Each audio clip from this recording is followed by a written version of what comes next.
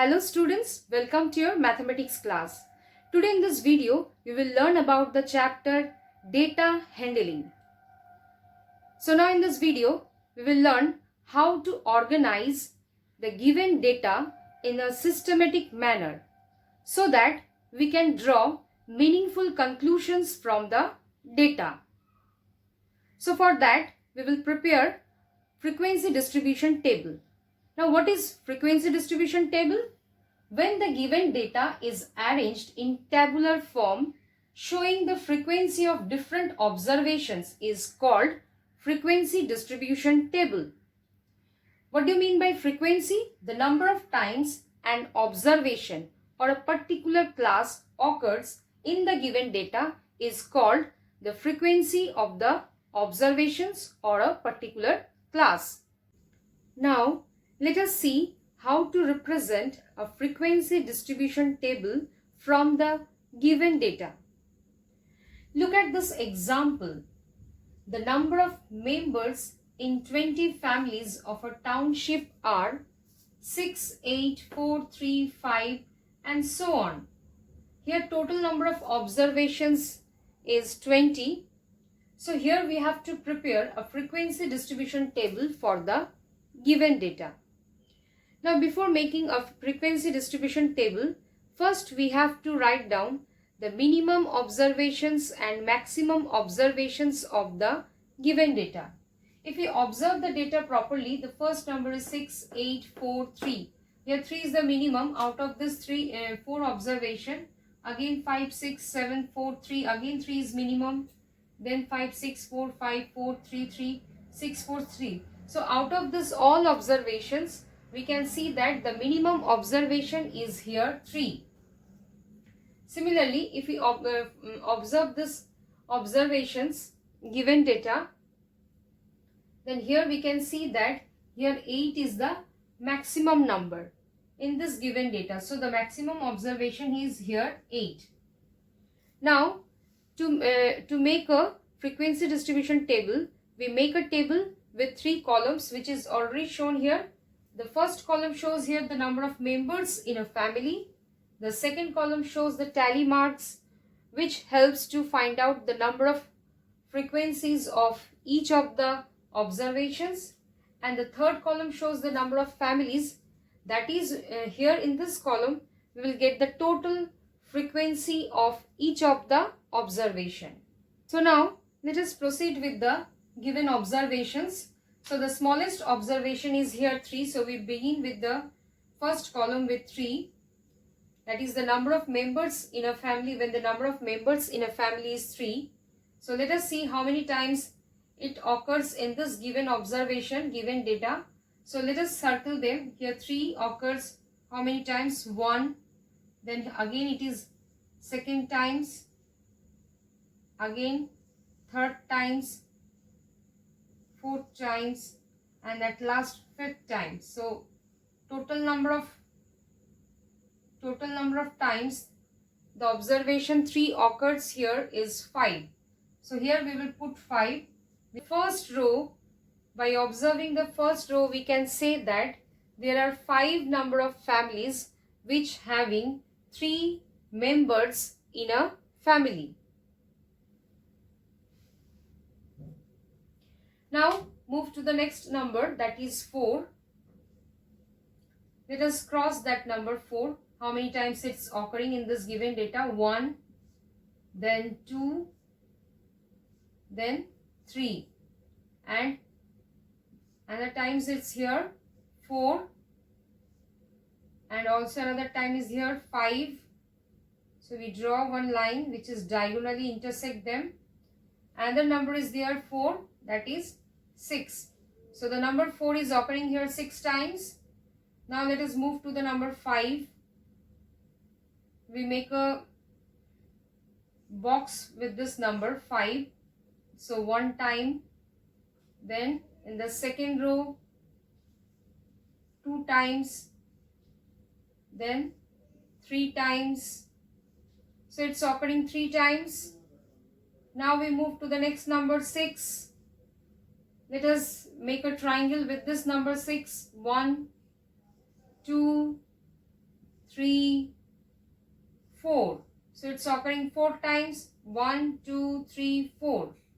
So we write here 4. Then move to the number 7. It's how many times occurring?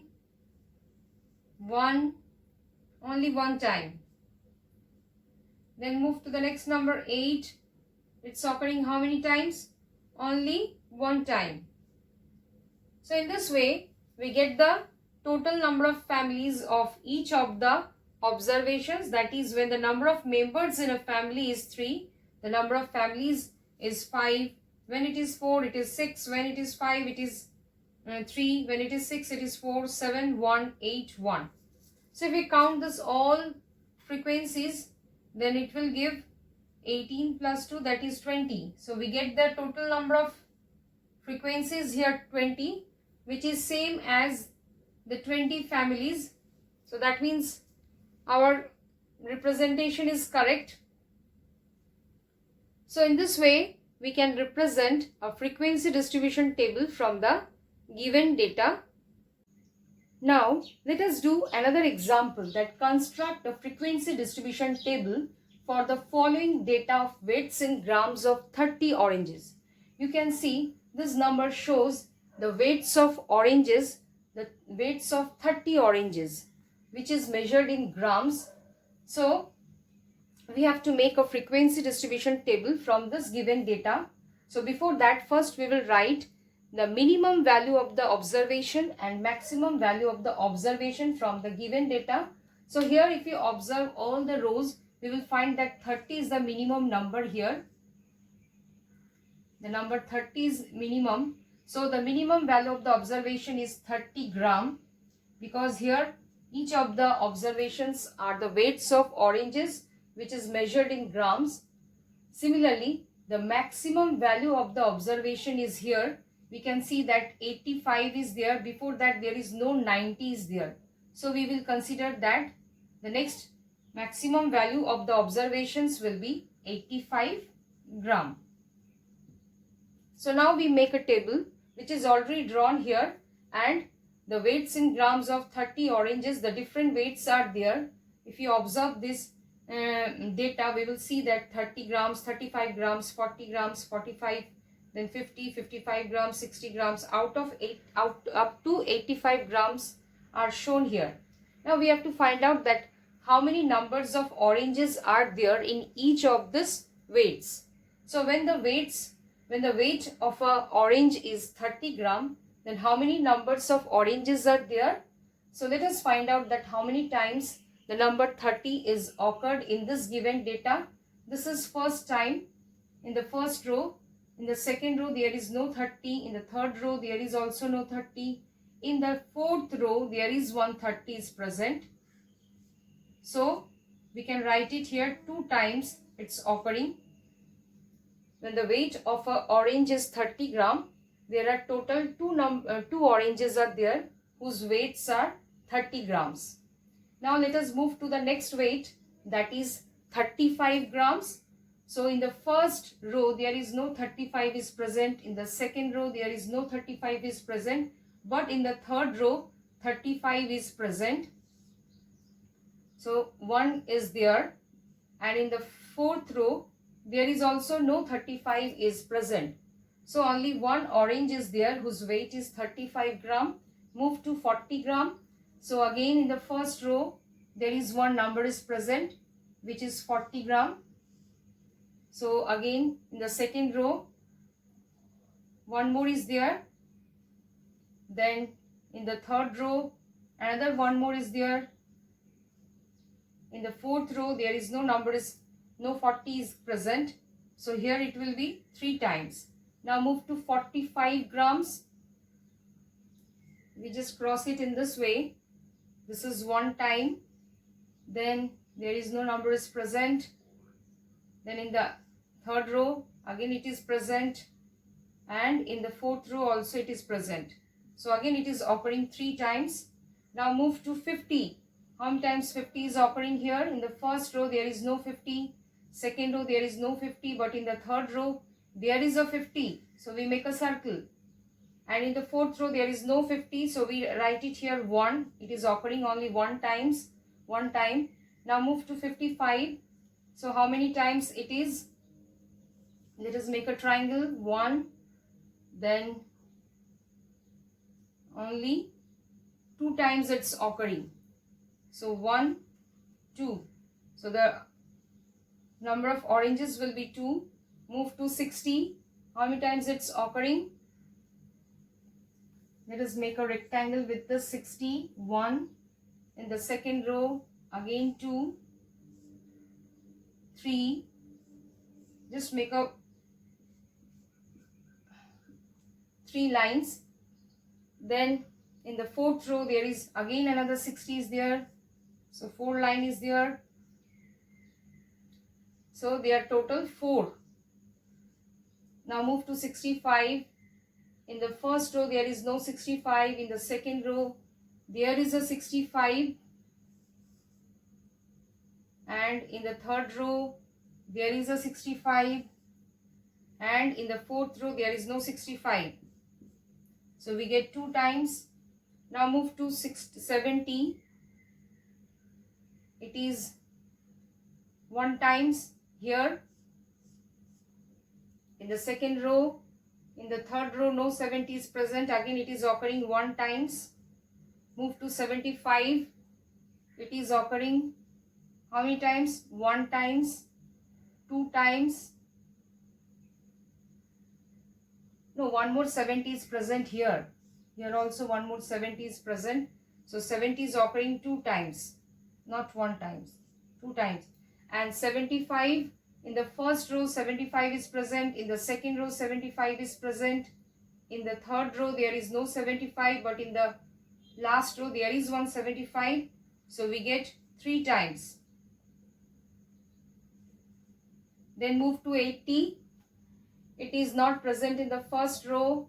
It is not present in the second row. It is present in the third row. So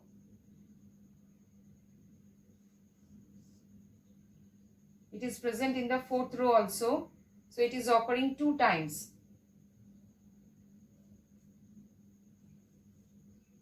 And 85 occurring how many times? 1.